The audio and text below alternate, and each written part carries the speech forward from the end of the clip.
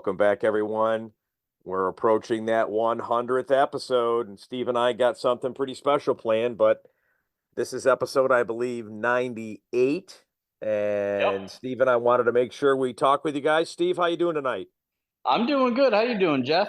I am doing well. Got to shoot a match today, so that's always fun. Little eight-stager over at Ruskin, although I'm dipping my toes back into the rimfire pistol iron division, and yeah, remembering all the challenges I had when I shot it the first time 3 years ago.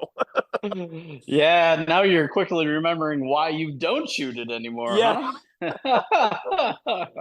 let's just say that front sight is not a red dot.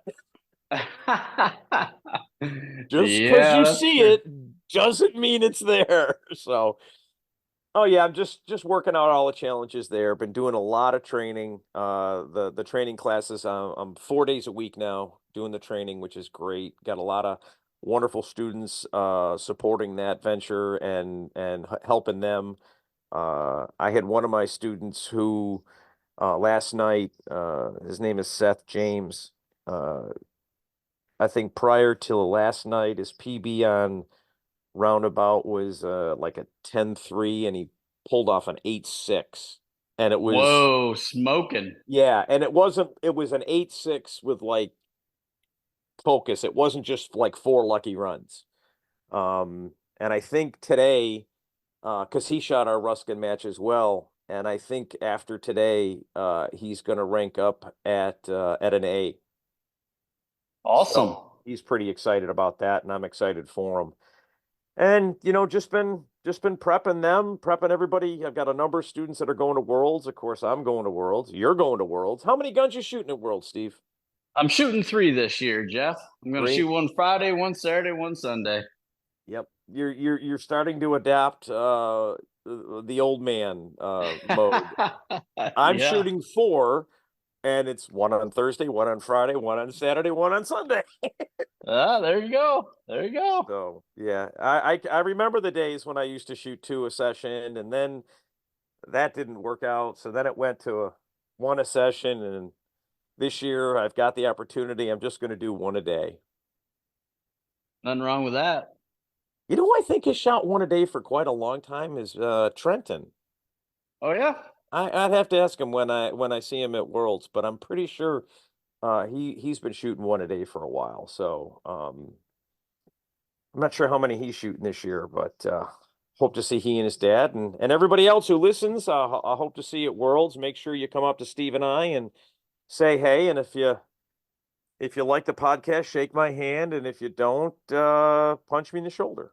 I was about to say, give you the finger. I mean, Yeah. I wasn't sure where that was going, Jeff. Yep, and yes, everyone, I do know that Steve has a home range. You do not have to remind me. I'm well aware.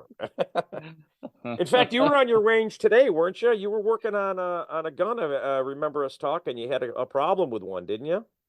Yeah, so AR-22 had started on Outer Limits this past weekend at the Alabama State match, and I had some issues, and I don't know, man, it was frustrating. I thought I had it figured out. I thought it was some magazine stuff. I thought it was this. I thought it was that. And long story real short, it felt like there was a little bit of a drag on the bolt. So I was like, okay. So uh, when I got back home, not Sunday, but on Monday night, I took the gun apart and I said, you know what? Let me see if I can fix this. And so I polished the bolts and I actually polished the hammer. And so a couple days later, I don't know if it was Wednesday, I started shooting it, probably put 200 rounds through it. It was fine, but I still noticed the drag. And then I had a couple of malfunctions. And then tonight, I took the whole gun apart, and it's really tough with like an AR style gun to troubleshoot it because you can't like it's tough to set the bolt on top of the lower without having the upper. Long story short, what it ended up being is the type of aftermarket trigger that I put in the gun. The hammer was dragging on the bolt, so when the hammer is cocked, it's kind of looks like it's three quarters the way cocked. And Mhm. what was happening is the top of the hammer, it had kind of like a 30-degree like chamfer on the hammer. And the best I can think is that the top of the hammer was still dragging on the bolt. There's on the back of the JP bolt, there's a cutout window. So I think that's where it was getting caught. So got out my gunsmithing tools, my Dremel. No, I'm just kidding. I didn't use a I was gonna Dremel, but ask, I'm not a gunsmith, so I was gonna ask you, what tool did you use? It sounds like you might have taken off some material on the hammer. Is that correct? yeah. So what I did is I actually left the trigger in the gun and I held it to a grinder or grinding stone, and then just took a little bit off at a time and contoured it and then polished it. Took it out to the range. Shot 300 rounds through it. Now it moves as easy as it should move. So problem solved, but that's been an issue that's been plaguing me. I thought for sure it was the magazines. I was talking to some other folks.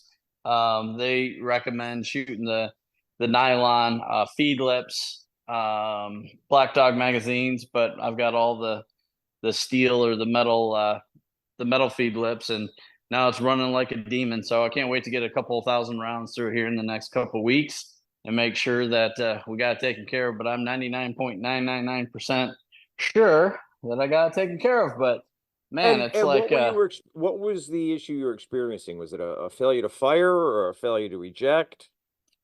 it was a failure to eject. It would actually eject the casing, but it would keep it right in that chamber area. And so it would you'd have a spent case that got kicked around in there, and then it would try to feed a live round in there. So when you went while you're shooting under the clock, you saw something in the chamber. Pull back on the charging handle, you'd see it looked like it was two rounds. It's actually one round in the spent case. So that was the symptom. But just another reason why you got to be a gunsmith to shoot this sport, because it wasn't an easy problem to find. But So let me ask you this. uh huh, So you believe that with the dragging, it was slowing down the bolt enough not to yep, have yep. the correct I'm assuming it was traveling as far as it needed to go. It just wasn't traveling necessarily as fast as it needed to go. That's exactly right. That's Okay. exactly right. So Yep. I mean, it's an interesting thing because, we all that shoot 22, you blame the ammo, blame the mags. I had a situation Friday when I was doing a little my practice, and the gun I was shooting, my rimfire pistol iron gun, had been running great. Admittedly, probably ran, I don't know, 400 rounds through it. Hadn't cleaned it yet, and had three mags with a failure to fire in each mag. And generally, I tend to, the first thing I tend to think of is something's wrong with a rebound spring. Right. And so, right there at the range, laid down a towel, took the bolt apart, looked at that, looked fine, and then realized, bolt face is a little dirty, barrel face was a little dirty. Just kind of cleaned them all up. Nothing, just, range cleanup. I mean, I didn't have any hoppies. I think I grabbed like a alcohol swab and just kind of wiped it out and did my best there. Ran at the rest of practice, another probably 100 rounds, ran fine. Came home, gave it a good cleaning Saturday, and then shot it today and did not have a single problem. And so, in my case, I blame me for Yeah. not keeping the gun as clean. In fact, uh, today, just as an extra precaution, after four stages, I went to a safe table and, basically did the same thing. Took the bolt out, wiped the bolt face, got my finger in there, wiped off the barrel face, just got any of that built up carbon. I don't know about you, I have a dental pick that is beautiful for scraping the carbon from underneath the extractor. Yeah. Yeah. Uh huh. And did that, and if that's what I have to do to make sure the gun runs 100%, that's what I'm going to do. But I'm glad you solved your problem. It is so frustrating when your equipment doesn't run. Yeah, in the other back to the troubleshooting stuff. I mean, I've got three JP22s, so I tried different bolts and combinations and uppers and here and there, and that's where I was able to isolate it to the one lower, which of course had a different trigger. And I love the Mhm. trigger because it's a really really light trigger. But yeah, it's man, you take the screw all the way back out on that thing. I think it's like 1.3 pounds or something like that. I can't run it that light because yeah, you think about you think about pushing the trigger and or pulling the trigger and it goes up. I run it right maybe 1.6, 1.7 pounds, and Good so I stiff like that breeze aspect of sets it. off your trigger. Yeah, exactly. But Well, yeah, since we're talking, go ahead, finish your no, thought. no, no, I was just gonna say it's interesting. A lot of the troubleshooting stuff. I was working with somebody that we both know, won't mention names, that ended up with the 1022 platform.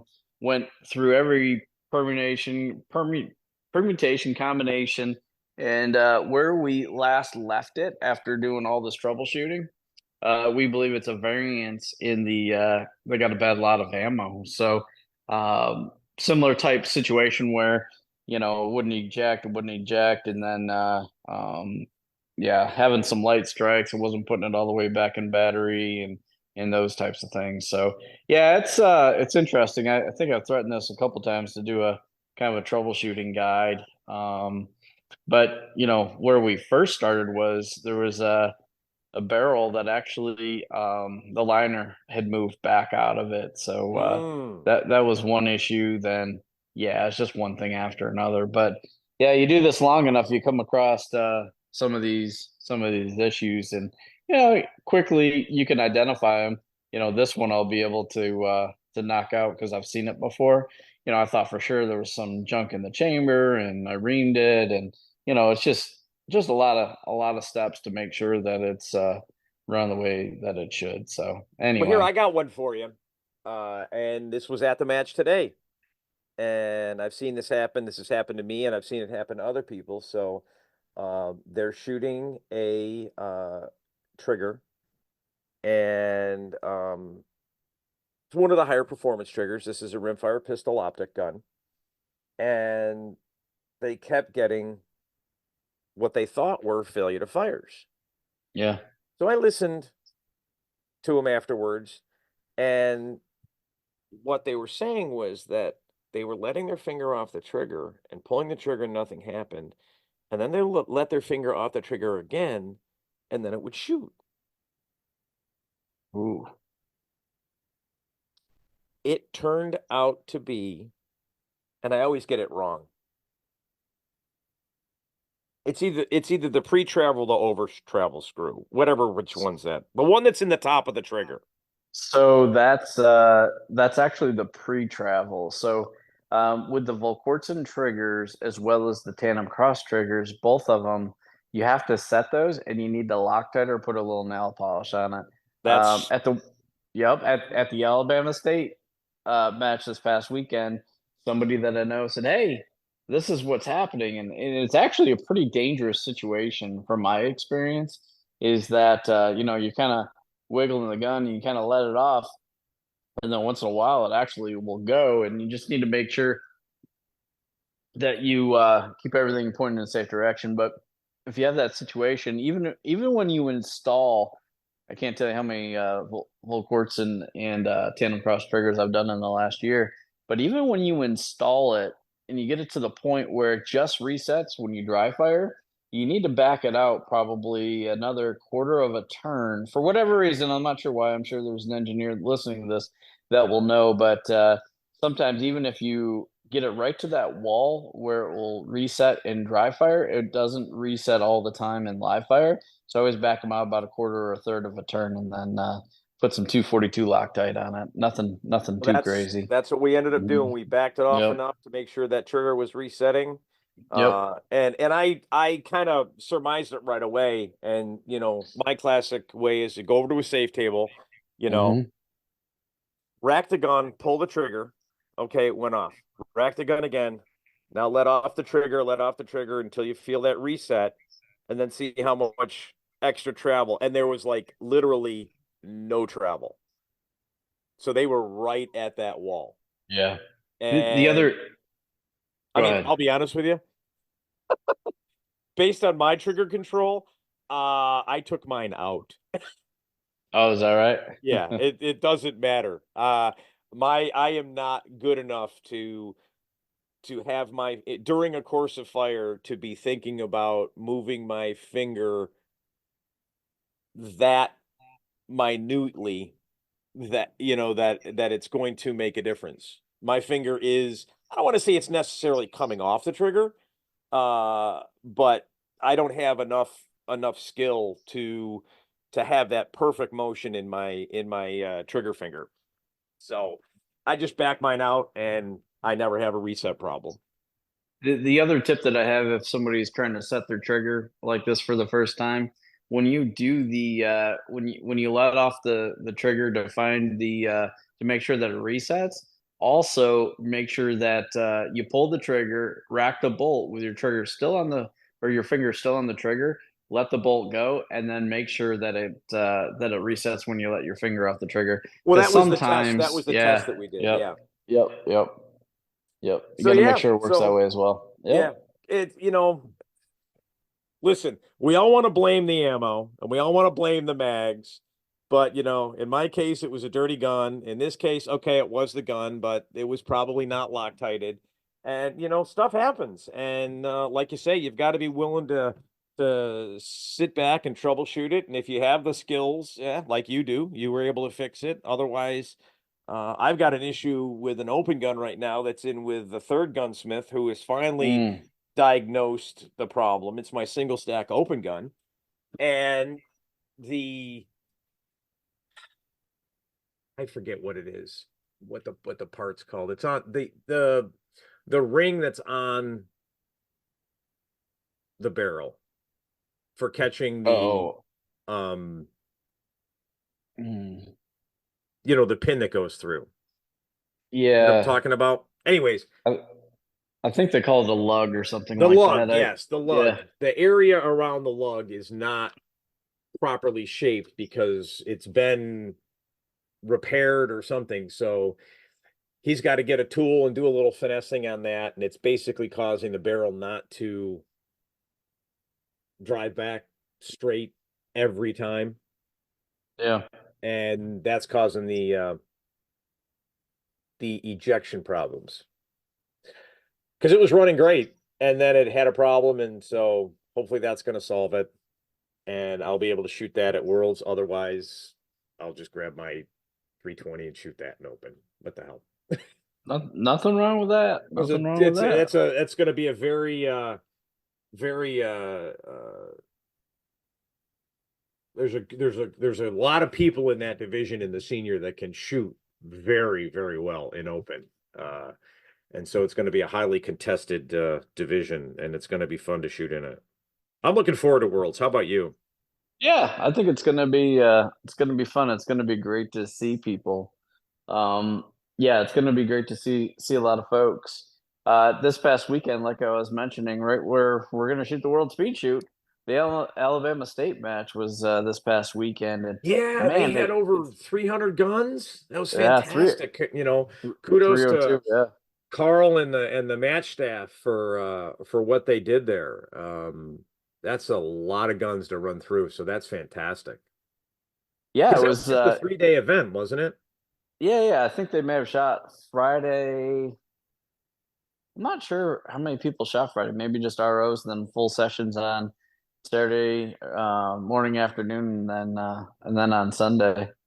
Yeah, no, it was great match staff.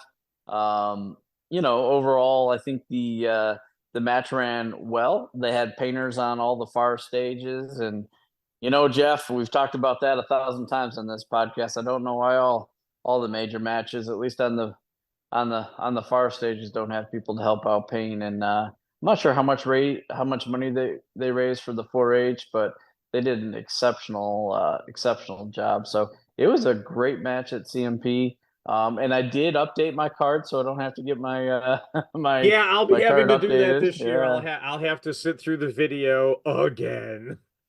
Oh, I missed it by 4 or 5 days, Jeff. I thought for sure I was good, but I wasn't.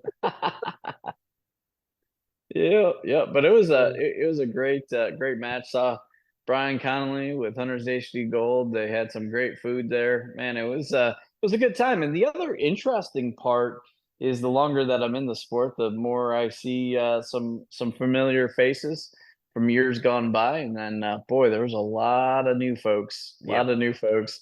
And you know, it's kind of cool. You and I have talked about this before. You know, somebody came up. Well, actually, I had three people that came up to me and introduce myself or introduce themselves to me. And they're like, man, this is so weird talking to you because we hear your voice all the time, but don't put necessarily a face with the name or a face with the voice. So it was pretty darn cool. But it was That's great to meet great. Well, so many new shooters. on the new shooter stuff, Zach Jones related to me a great story. This year was the first year that we did the slot policy Hmm. for performance based slots, and he had at least two people email him asking, you know, what does this email mean?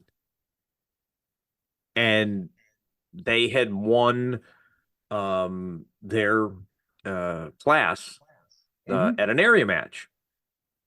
And, truth be told, these were not GMs or even masters. Okay. Yep. And in both those instances, they said, really? I earned something to go to the World Speed Shooting Championships? And yes. And Zach explained that it's a pre-registration slot. You still have to pay for it. Well, those two shooters, and I'm sure there are more, are coming to the World Speed for the first time this year. Ah, that's awesome. Yeah. That is And awesome. that, the slot policy, I think, definitely de deterred the psychosis. At least it minimized it. We did not sell out the match. It's virtually sold out now. But it wasn't a 12-minute panic for everybody getting signed up. So we're pretty. I was very pleased with how it ran and how it worked. And hopefully we're going to continue. If we have to make any refinements for next year, we can do that. But right now, it seems pretty solid. So that'll Yeah, that'll look be good. forward to it. It's what, 6 weeks away. It's not. It's right around the corner. Yeah. Looking at the calendar Maybe here. seven somewhere. Let's see. 1 week, 2 week, 3 week, 4 week, 5 week. Yeah, 6 weeks and 3 days. 29th of May it starts for ROs on Wednesday. A week after Memorial Day, right? Yeah, that'd be Yes. great. Yes. And I remember there was one year where we actually shot on Memorial Day weekend, which gave everybody Monday off to have a travel day where they didn't have to take vacation. And not this year. Well, not for everybody, Yeah. because Mhm. I'm retired, so I don't care. I love it. I love it. At least Whew. retired from corporate. I'm still putting in a lot of time into the training, and it's true. If you do what you love, you never work a day in your life. And Yeah. my biggest stressful days are when it rains and I can't train because the whack being outdoor covered bays, even though they've got the covering, you still don't want to be there when it's wet. And you've been there, Oh and you've yeah. been there when it's wet. I still got some water in one of my ammo cans from a few, what was that, 6 weeks ago or so? I don't Oh know. yeah. Well, remember the first year? Woo. Oh, I do. I do. I remember the little boat. I've got a picture of me just waterlogged. So, That's too funny. That is way too funny. well, speaking of matches, one thing we've been talking about are the upcoming matches. So let me just roll through some of these, so people understand what's coming up. If you're not aware, uh, next weekend, Area 3 Steel Challenge Championships, Sweet. out in DeSoto, Kansas. So for those out that way, get signed up if you're not. Hopefully that match is gonna going to be big, and that's great. We just had the Area 4 match last weekend. And so that was great.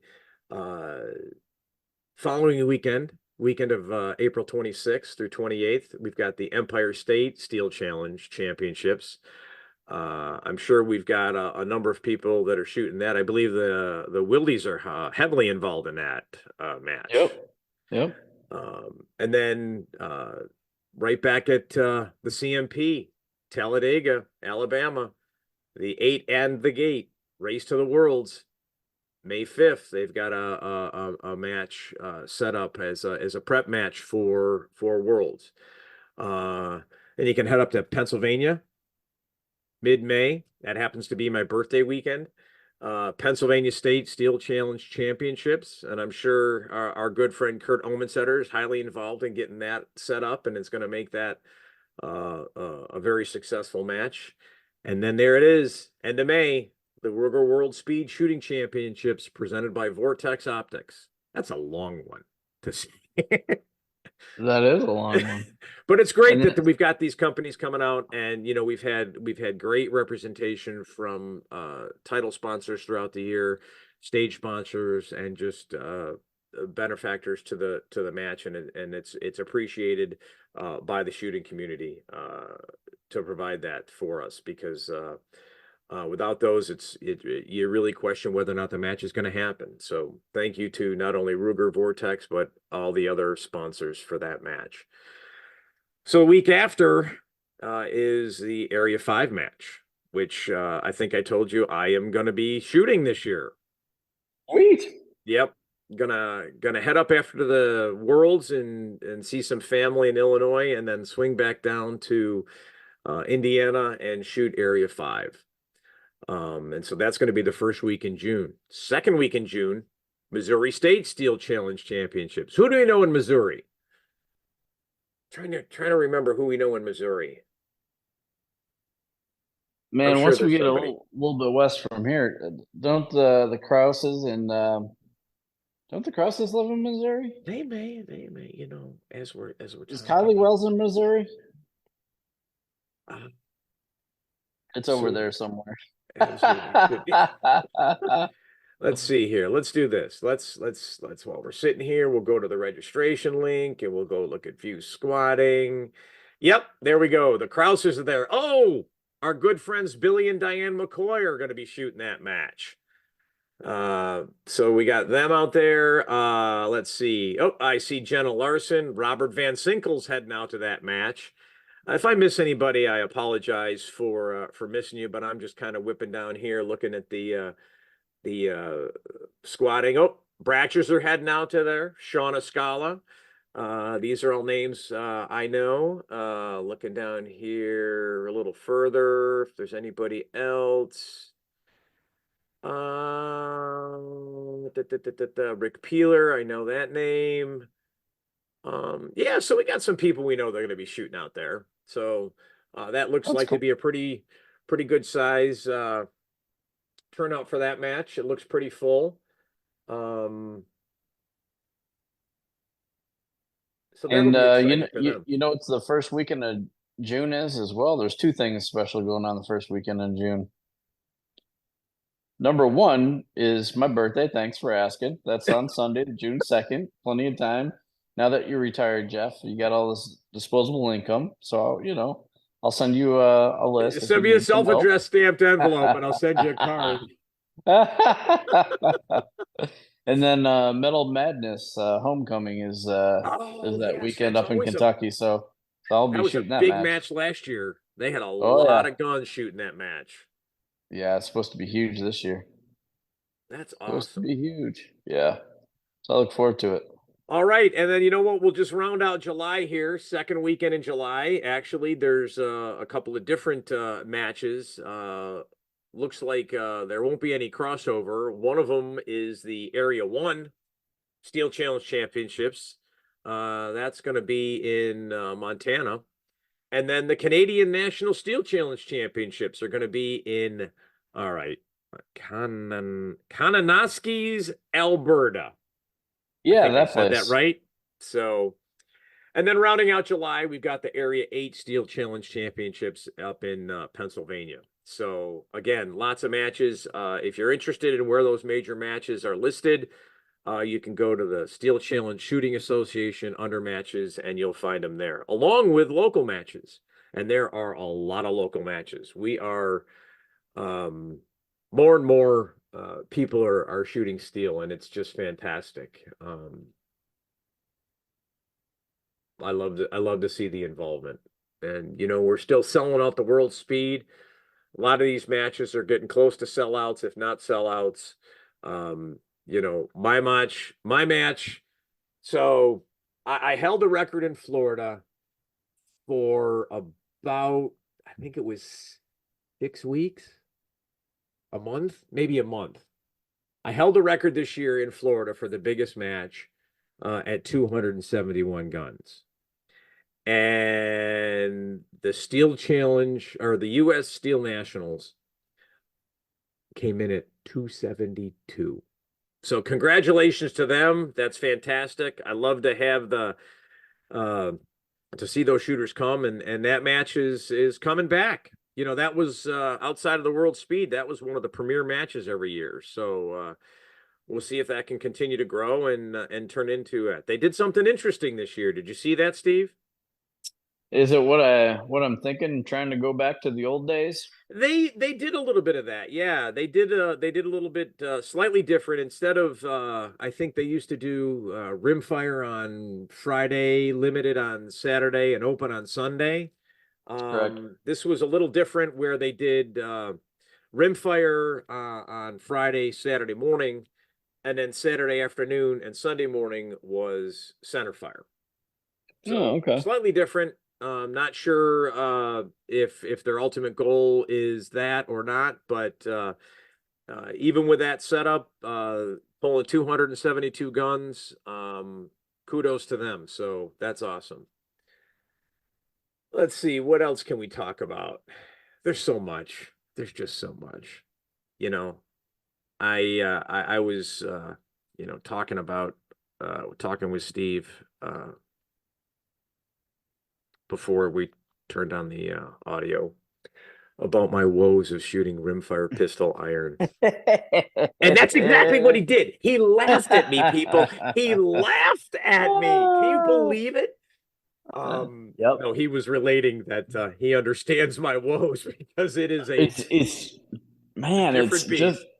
yeah, back in the day, I used to shoot rimfire pistol iron all the time, and you know, I wasn't top three in the world or anything like that, but I've got quite a few plaques out in my shop shooting it, and man, I'm telling you, the competition certainly is stiffer now than what it was back then. But my eyes, man, Jeff, it's crazy. It Hmm. seems like I just go to the optometrist, and 6 weeks later, it's like everything's fuzzy again. You know what I mean? It's like, holy cow!